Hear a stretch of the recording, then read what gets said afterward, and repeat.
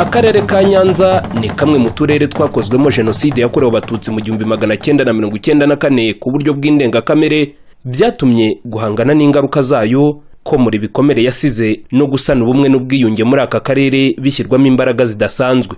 Nubwo bitari byoroshye uko imyaka igenda yicuma, umusaruro w'ibikorwa bigamije gusana ubumwe n'ubwiyunge mu karere ka Nyanza ugenda wigaragaza. Gusa ariko kimwe n'ahandi mu gihugu hose, urugendo rw'ubumwe n'ubwiyunge rurakomeje. Muri uyu mwaka wa 2018-2019 akarere ka Nyanza kiyemeje kongera ikibatsi mu bikorwa byo guteza imbere ubumwe n'ubwiyunge, kubusigasira no gukomeza kwigisha abaturage isano basangiye y'ubunyarwanda binyuze muri gahunda ya Ndi Umunyarwanda. Enda nahera inyuma gato nkahera ku gipimo cy'ubumwe n'ubwiyunge cyasohotse muri 2016 cyakozwe muri 2015 cya Reconciliation Barometer, aho byagaragaraga ko akarere ka Nyanza mu birebana n'ubumwe n'ubwiyunge abaturage bakiri inyuma ugereranyije n'utundi turere, aho wasangaga hari abaturage bakibona mu ndorerwamo z'amoko, abagifite impungenge ko jenoside yakongera kubaho. Ibyo byose tuza kwicara turareba, twicara ngo dusesengure turebe se n'iki cyaba kibitera. Nibwo twakomeje gutekereza ku ngamba nyinshi zinyuranye, noneho uyu mwaka ushize utangira nibwo twavuze tutireka turebe noneho koko impamvu yabyo. Tuza gusanga hari impamvu zinyuranye, harimo no kuba abaturage batarabashije kwegerwa bihagije mu bijyana n'ubumwe n'ubwiyunge, kugira ngo koko babyigishwe mu buryo bwimbitse atari ukubica hejuru, kandi noneho tumenye ngo buri muntu byibura yumvise iyo nyigisho. Rero nibwo twavuze tuti buriya hari abantu dukwiye gukorana cyane. Twari dusanzwe dukorana ariko mu buryo butarajya ku murongo, cyane cyane abafatanyabikorwa bibumbiye mu ihuriro ry'amadini n'amatorero. Turicara turabahamagara, turaganira, dushyiraho ingamba, ariko noneho tuza kumvikana ko tugiye kwicara tugakora umwiherero nabo, tukumvikana ese n'iki bashobora kwigisha abayoboke babo, ese bo bahagaze bate mu bijyana n'ubumwe n'ubwiyunge. Nibwo rero twakoze umwiherero, ariko muri uwo mwiherero tuza gufatanya n'abafatanyabikorwa banyuranye. Tunashimira cyane, harimo Alerte International, harimo AMI, harimo abasomyi ba Bibiliya mu Rwanda, harimo Prison Fellowship, harimo ndetse na paruwasi ya Nyamata, nayo twafatanyije cyane kugira ngo tumenye ngo ese aba bantu koko ibyo bagezeho twe kuki tutabigeraho. Tuza no gukorana nanone kandi n'umutahira mukuru w'itorero ry'igihugu, nawe atugezaho, ndetse n'abandi batumirwa twagiye tugira muri uwo mwiherero, kugira ngo bagende baduha ishusho cyangwa se baduha ubunararibonye mu gipimo cy'ubumwe n'ubwiyunge. Nyuma y'imyaka 25 usubije amaso inyuma ukareba uburemere bw'ibikomere byasizwe na jenoside yakorewe abatutsi, ubona ko koko hari intambwe ikomeye yatewe mu rugendo rw'ubumwe n'ubwiyunge n'imibanire myiza mu karere ka Nyanza.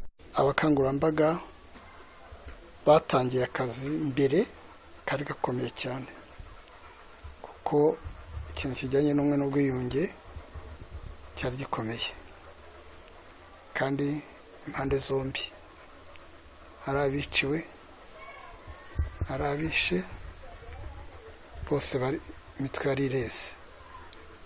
Gutinyuka kubabwira ubumwe n'ubwiyunge nk'abiciwe byari guta inyuma ya Huye, ntibabyumvaga, banabibabwira ukumva ukabona basa n'abakurakariye, biri muri ibiki. Ariko intambwe yagiye iterwa buhoro buhoro. Hano ko kazi gakomeye abakangurambaga bakoze, guhuza abantu, kugerageza kuborora, kugeza ubwo ngubu ibintu bimeze neza. Urugendo rw'isanamitima muri paruwasi Gatulika ya Nyamiyaga ni kimwe mu bikorwa binini byagize uruhare mu guteza imbere ubumwe n'ubwiyunge muri uyu mwaka mu karere ka Nyanza. Inyigisho zihariye zahawe abantu basaga 300 biganjemo abafunguwe bava mu magereza kubera icyaha cya jenoside, ndetse na bamwe mu barokotse jenoside bari bagiharanwe n'agahinda. Aba bombi bakoze uru rugendo rw'isanamitima mu gihe cy'umwaka rwasojwe neza n'abasaga 120. Ni urugendo rwafashije abakoze icyaha cya jenoside kwatura bakavuga ibyo bakoze ndetse bakabisabira imbabazi ku mugaragaro, ari nako n'abarokotse jenoside basanwe imitima nabo bashobora kubabarira. Uyu mugabo Gatembasi n'uyu nguyu twita Bivara, mbere y'uko batangira uru rugendo nta n'umwe twari twigera duhura ngo dusuhuzanye. Twatangiye gusuhuzanya aho batangiriye uru rugendo, nibwo tuzanye ahangaha. Urugendo ntangiye kwigishwa, ntangiye kugenda menya yuko aba bantu nabo ntabwo ari bo. Ubundi umuntu ntabwo yarema nk'ubwicanyi. Naje kugenda nkurikira inyigisho nza gusanga aba bantu ari ibintu byagiye bibajyamo gahoro gahoro mu nyigisho mbi bagiye bahabwa n'ubuyobozi bubi bwabanjirije iyi leta turimo. Aba bantu turafatanya mu mihango yose kandi nta rwikekwe rukiri hagati yanjye nabo, nta ubebera, nta uhisha undi banga. Turaganira tukajya inama zubaka. Uyu munsi wa none tujya inama zubaka n'aba bantu. Ndumva rero uru rugendo rw'isanamitima rwose rwagize akamaro. Iyo mubona mpagararanye na Karera, ureba uko ngana n'uko angana, tukaba tuganira, turasangira, duhurira ku muhanda, mfite divayi akagura nkanywa, nanjye nawe nyifite nkanywa. Ndumva rero nyakubahwa, ubu rugendo rw'isanamitima rwose ntacyo narunganya nacyo, kandi mbijeje kwiza imbabazi mwampaye ntabwo nzazicarana ngo nzipfushe ubusa.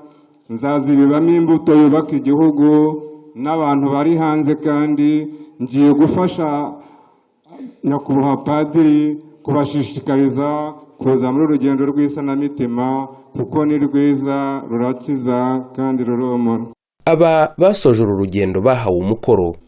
Aya mahirwe rero Paruwasi yatanze, mwebwe mwitabiriye kuyakoresha bwangu, mugatera intambwe mu gusaba imbabazi mubikuye ku mutima, mugatera intambwe zo gukoresha ubutwari n'imbaraga mufite yo gutanga imbabazi, kuko gutanga imbabazi si amaburakindi, si ukubura uko wagira, ahubwo ni ubutwari bukomeye. Mwahisemo neza, ntimuzasitare, kandi ndagira ngo mbibutse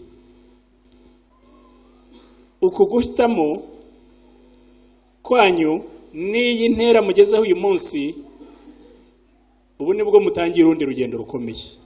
Kugira ngo bashimangire ko kuba umwe n'ubwiyunge hagati yabo, abakoze uru rugendo rw'isanamitima biyemeje guhuza amaboko bubaka inzu bise iy'ubumwe n'ubwiyunge izatuzwamo imiryango ibiri, umwe wagize uruhare muri jenoside n'undi warokotse jenoside. Usibye uru rugendo rw'isanamitima, ubundi buhamya bw'intambwe yatewe mu rugendo rw'ubumwe n'ubwiyunge bugaragarira mu matsinda y'ubumwe n'ubwiyunge akomeje kuvuka mu karere ka Nyanza biciye mu bafatanyabikorwa batandukanye. Itsinda rya Mvura Nkuvure ryavutse mu murenge wa Kigoma ni rimwe mu matsinda afite ubuhamya bwiza bw'intambwe ikomeye mu kongera kubanisha abanyarwanda nyuma ya jenoside yakorewe abatutsi. Naje rero kugera muri iri tsinda rya Mvura Nkuvure, sanga bateye intebe mu mwanya turicara hano ku ruziga, sanga abantu benshi barimo turaziranye, nsanga harimo na bamwe mu bo twagiranye ibibazo bagize uruhare mu rupfu rw'abantu banjye b'iwacu. Turicara rero ntega amatwi, harimo rero umugabo umwe witwa Kaberuka Etienne wagize uruhare rukomeye cyane mu rupfu rw'umuryango wanjye. Turi kumwe hano, muramubona ari hariya. Ndabivuga byose uko byagiye bikurikirana, arangije aravuga ati nta na kimwe wibeshyeho, ahubwo ngize umugisha kuba mbashije kwicarana nawe muri iyi myaka igeze kuri 25 ishize jenoside irangiye, noneho ngo nkubwire n'ibyo utaruzi. Turabiganira, urumva kubyakira biragoye, kubyakira nyine umunsi wa mbere kugira ngo byakire ubu byumva, usigara wumva umeze nkaho ibyo wumva atari wowe uri kubyumva ahubwo wenda uri kubireba nko kuri televiziyo byarabereye nk'ahandi. Nza rero numva mfite amatsiko noneho yo kubyumva ku cyumweru cyakurikiyeho. Turabiganira, tumaze kubiganira mu itsinda baradufasha, numva niyemeje kumubabarira bya burundu rwose. Ndavuga nti rero Kaberuka, kubera ko ibyo narinze ari bike, ibyo umbwiye ari byinshi, ndumva nta kibazo na kimwe. Rero turabanye bikomeye, ku buryo rwose duhura tukaganira. Niyo tudahuriye hano niwe ndamusura, nta kibazo. Ikindi gikomeye rero kigaragaza umubano wanjye na Kaberuka, mperutse gushyingira umukobwa we, n'igihe baje gusaba umugeni. Uyu mwana agiye iyo mubonye mbere namubonaga nkihisha, nabona nkihisha, ariko umwana nza kumubwira gahunda uko imeze mfunguwe, aranyakira. Nahura n'uyu nahemukiye, naramubonaga nkihisha, none ubu nsigaye mubona twahura nguraho. Amatsinda nk'iri kandi bamaze gushinga imizi mu mirenge hafi ya yose y'aka karere. Itsinda Umucyo Nyanza ryo ni itsinda rihuriyemo abapfakazi ba jenoside n'abagore bafite abagabo bafungiye icyaha cya jenoside. Ibi byiciro byombi kubihuza byarakunze, ndetse ubu bateye intambwe ishimishije yo gutangira kwiga no gukora umwuga w'ubudozi bafatanyije kugira ngo bashobore kwiteza imbere. Abafite imiryango ifungiye icyaha bari bafite ubwoba, abacitse ku icumu bari bafite ubwoba. Twese twari dufite ikibazo gisa, ariko bagerageje kutuganiriza ntitwabyumva. Uwo munsi wabaye nk'impfabusa, ariko kuko bari baduhuje batubwira ngo harimo insimburamubyizi, reka tujye kwikorera amafaranga tu. Iyo minsi 3 yabaye ntawagiraga icyo yumva uretse gucyura bibiri, ariko abantu batahaga imitwe yamenetse, abandi barize amafunguro batugeneraga, bamwe ntibayafate. Sinshaka gusangira n'uriya muntu n'ibintu yankoreye. Urundi ruhande ugasanga ntushaka no kubirya kubera ikintu gufite. N'uwo wakoze icyaha niwe twakibarira kuko ari we wari uraho, ntiyabashaka kubifatira batego ko mana ndajya kurya. Ariko ubwo twarize twinjiramo cyane rwose, baratwigisha, tuza kumva ko bikwiye gusaba imbabazi no kuzitanga. Umunsi wa kabiri rero niho habayeho kwaka imbabazi, abantu baratura. Nyuma yo kuganira haje kubaho ubwiyunge, kandi ubwiyunge twagezeho na n'isaha nibwo turi kugenderaho. Ariko ntago byaciriye aho, twabonye ko atari twe dufite ikibazo kurusha urubyiruko ruriho ubu. Twahuje abana bacu badukomokaho, nabo babasha kuganira, ari abana baturuka mu miryango yahemutse n'abaturuka mu miryango yakorewe icyo cyaha cya jenoside. Turabahuza, baraganira, dore ko ari nabo mbaraga z'ejo. Ubu nabo bari itsinda risa nk'iritwometseho.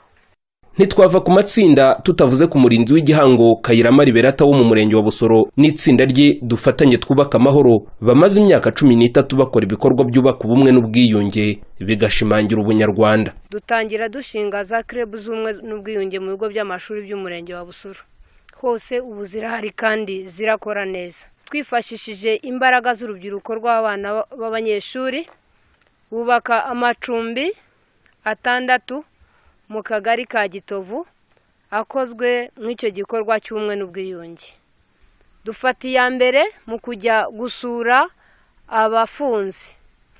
Biba ngombwa ko buri gihe n'ubu tujyayo dukusanya ibiribwa ndetse n'amafaranga tukajya gusura abafunzi, ku buryo niyo batashye babona ko bamwe bavugaga ko batazavuga rumwe, babona ko babasuye, tugahana umubano, tugasurana, tugahumurizanya, bakaza bisanga koko muri sosiyete nyarwanda, ukabona ko bibona muri rusange ku gihugu kibakunda.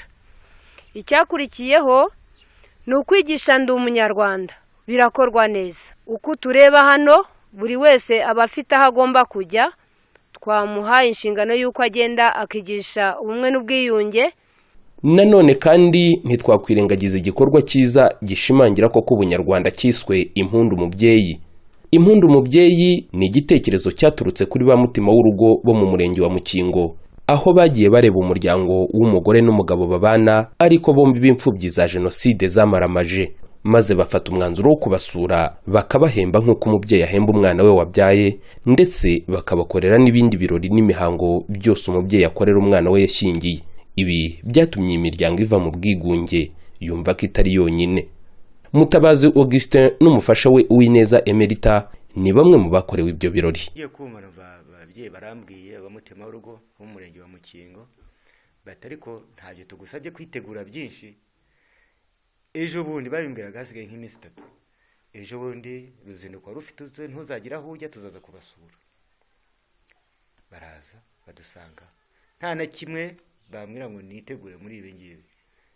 Bona baraje bazana ibintu byo kutwubakira urugo, barabizana nk'uko yabibabwiraga byo kutwubakira byose nk'ibyo nyamuna hane natashye ubukwe, nta na kimwe nigeze mburamo. Icyaje kuntangaza nuko abakoze ayo mahano bafunze, ariko abadamu babo bari babaye abambere mu kubikora n'abana babo.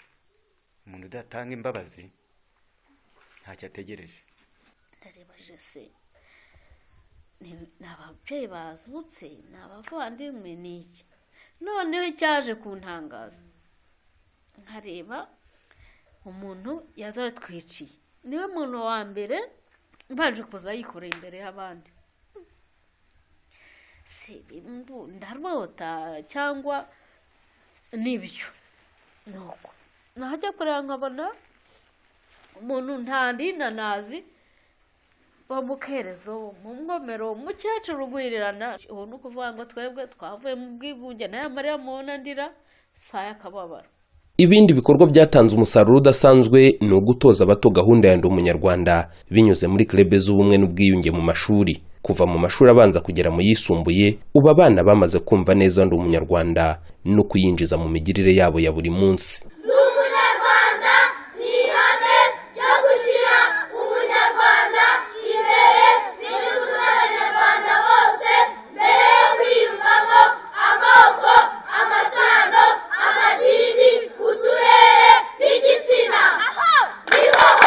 Kwigisha Ndi Umunyarwanda kandi byageze ku byiciro byose by'abaturage, abato n'abakuru ndetse n'abahurira mu mirimo itandukanye. Muri uyu mwaka umwihariko wabayeho nuko ibiganiro bya Ndi Umunyarwanda byihariye byatanzwe no kubatwara abantu kuri moto, ni ukuvuga abamotari. Nk'uko bivuze ko twabonye amahugurwa kuri gahunda ya Ndi Umunyarwanda, mu mahugurwa twahawe ko twese turi abanyarwanda. Ubwo rero kuba twese turi abanyarwanda nta kuzamwo ivangura ry'amoko cyangwa iry'uturere, kuko twese turi abanyarwanda. Bimwe mu by'ingenzi bigaragaza umusaruro w'ibi bikorwa byose harimo n'igabanuka rigaragara ry'abagaragarwaho n'ingengabitekerezo ya jenoside, ndetse n'ubwitabire bugaragara bw'abaturage mu bihe byo kwibuka. Abaturage bose ubona ko babyitabira mu buryo bushimishije. Ahantu hose twibutse uyu mwaka ubonaga ko hari ibiganiro byakurikiwe mu buryo harimo, ubona ko abantu twangiye bafitemo inyungu, ariko kandi ibikorwa byo kwibuka no gushyingura twagiye tugira byose byitabiriwe n'ingeri zose z'abaturage.